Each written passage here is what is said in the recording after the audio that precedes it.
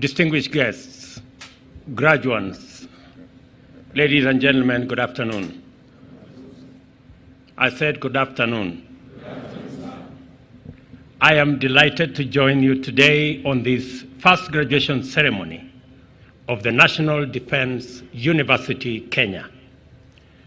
This is a highly remarkable milestone for the entire community gathered here, for our nation, and for our regions across our borders and beyond. It has taken tremendous effort and commitment on the part of family, students, faculty, university management, and council, as well as the Kenya Defense Forces and our entire education sectors, including government sponsors of studies and responsible organizations. To that extent, therefore, this is an important occasion of great pride and tremendous sense of accomplishment for all gathered here to celebrate this great success. This accomplishment is a manifestation of the values and principles of the National Defense University, and principally of the fact that they share in the belief that sound education, quality training, and robust skill development are the pillars of a strong and secure nation. This understanding applies to every sector. For a long time, the popular image of security or defense was a sector that was not only deficient in education, but had no time for ideas and certainly averse to higher education. Today, the National Defense University Kenya has not only proven such a profile inaccurate, it is also demonstrating that our national defense sector are leaders in scholarship, research, training, and innovation. In order for our defense forces to effectively discharge their constitutional mandate of defending our nation, contributing to regional and global peace and security, and guarantee sustainable development, our warriors must always be the best thinkers and philosophers in their fields of academic interest.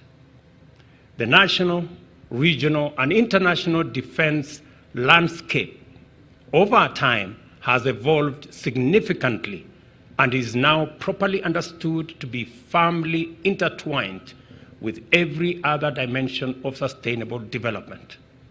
This understanding then demands a strong command of relevant knowledge and analytical skills and a consistent capacity to continuously define, refine, and redefine our strategic vision to take into account and effectively engage with the emergence of novel, complex, dynamic, and disruptive developments in the operating environment on a constant basis. Further, the definition and understanding of security has expanded far beyond its traditional scope to encompass greater understanding of the citizen needs, citizen interests, and environment. This paradigm, therefore, recognizes the well-being and safety of people, which is the essential obligation of all states, extend beyond the defense of territorial borders and the protection from violence, and embrace the protection of basic freedoms and fundamental rights in order to make sure that no threat infringes their dignity and well-being. We are therefore called upon to understand proactive interventions in furtherance of a stronger and broader conception of defense and security, which entails the facilitation of the people's rights to food and nutrition, health care, water, education and shelter, as well as general social and economic security. We know that extreme poverty and stark inequality creates fertile grounds for the recruitment of embittered and frustrated young people into various forms of lawlessness, and that poor access to education keeps people engaged in outdated and repugnant practices that amount to serious crime. In the same vein, ill health and malnutrition destroy people's productivity and diminish their earnings, continuing their descent into poverty and vulnerability to exploitation and crime. Addressing economic disparities, therefore, addressing environmental threats, human health, are all direct and indirect endeavors to enhance security in its totality. Thus, it is true that the bottom-up economic transformation agenda is about initiating and driving rapid economic change, and also about the radical enhancement of human security from a holistic, sustainable standpoint. In any event, the security challenges of our time have evolved significantly from traditional threats to cybersecurity challenges and space-based conflict scenarios, from the multiple security-related adverse impacts of climate change and environmental degradation to pandemics and biological weapons, and from subversive forms of negative economic competition to threats inherent in unsustainable economic disparities. The purpose of institutions like this is to investigate the nature and cause of these threats, how they are affected by various economic, geopolitical, environmental, and even cultural factors, both singly and in combination, and the implications for defense and security strategy. That is a lot of work requiring considerable capacity to pursue theoretical and practical, sound, evidence-based, data-driven, curious, and innovative strategic scholarly inquiry. A defense university of this stature is therefore not a vanity project or a white elephant. It is a very fundamental requirement for the proper grounding of national defense and security policy in order to guarantee stability, security, well-being, and prosperity. The constitutional mandate of our defense forces has therefore been perfected and properly positioned as the bastion of the foundational requirements and necessary conditions for the enhancement of our national economic power. In other words, the connection between national defense and the everyday life of citizens is not just direct, it is also very clear. The bottom-up economic transformation agenda is a radical program to uplift Kenyans in their millions into shared prosperity, rests on 5 pillars. Each one of these pillars is directly connected to a security imperative. Agriculture to food security, healthcare to the weaponization of biological assets, digital superhighway and creative economy to cybersecurity, and the various scenarios related to uncontrolled evolution of artificial intelligence, as well as the more traditional security requirements of housing, micro, small, and medium enterprises, in terms of sabotage and similar threats. The linkage, therefore, between our plan and the security agenda is therefore not imaginary or speculative. Rather, it is real, clear, direct, and robust. The National Defense University Kenya is therefore well positioned to play a fundamental role in our national transformation by contributing to the development of a formidable critical mass of well-grounded personnel, strategists, leaders, and policymakers, as well as researchers, creators, and innovators who will imagine effective ways of thriving in a constantly transforming security and development paradigm.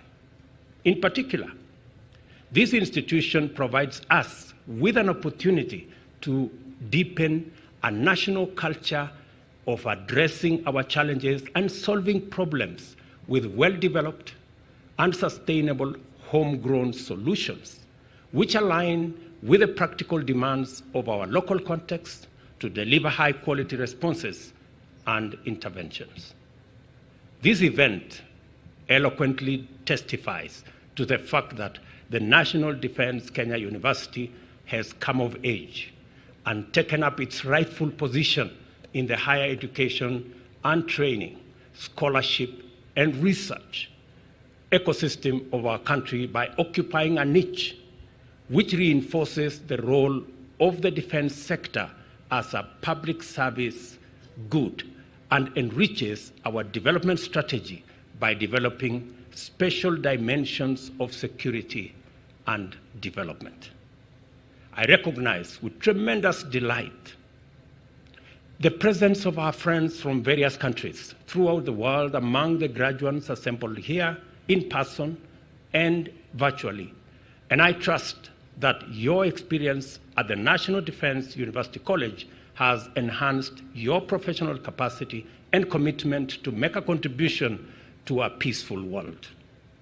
It is clear that the National Defense College Kenya is a world-class institution that has already earned the respect of important stakeholders in the national defense sectors throughout the world.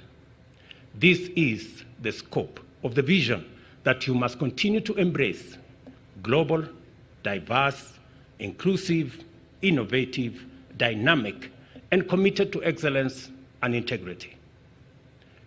In consideration of the broad scope of the emerging security mandate and appreciating the complex and dynamic nature of contemporary security environment, I encourage the university to significantly increase its capacity of world-class research and innovation in order to develop effective solutions to current and emerging security challenges, especially those with a transnational dimension. I have said on previous occasions that research and innovation are the cornerstones of progressive research because by this means we acquire the tools to tackle difficult problems, the means of taking informed decisions, and access the opportunity to turn the tide of development in our favor. There is no better foundation on which to establish our defense and security policy and strategy than research and innovation, because in so doing, we stay ahead of our competition, threats, and challenges at all times. I am confident that through research undertaken in this university, the ideas developed in its lecture halls and the innovations incubated here, our country's ability to adapt to an increasingly complicated present and future, and resilience to novel adversities will enable us keep development safe and secure for our collective shared prosperity. We are proud of our graduates. I was informed earlier by the Vice Chancellor that the assignment that I gave when I was here to research on what is going on in the North Rift, the security situation in the North Rift, I am told that some students are writing their theses on those subjects, and I'm looking forward to what they will say about our security. I am keenly following. Before I conclude my remarks, I will give you additional assignments. As I said at the beginning, the foremost purpose of this event is to celebrate your achievements as graduates, which you have made through commitment, discipline, and dedication to the cause of knowledge and truth. I applaud your success and hasten to remind you that now even greater responsibility rests on your shoulders to consider your nation's security as a fundamental imperative for our collective transformative progress. I therefore challenge you to embrace your role as leaders, and commanders with a strong sense of purpose, vision, curiosity, inspiration, and most importantly, patriotism. Allow knowledge to lead the way and let innovation and research inform your steps. You will go very far, I promise you. Whether you are in the field, at a command center, in the rooms where policy is made, or in lecture theaters, always feed curiosity through debate, reinforce innovation with challenging questions, and disrupt productively in order to stay at the cutting edge in a rapidly sharpening world.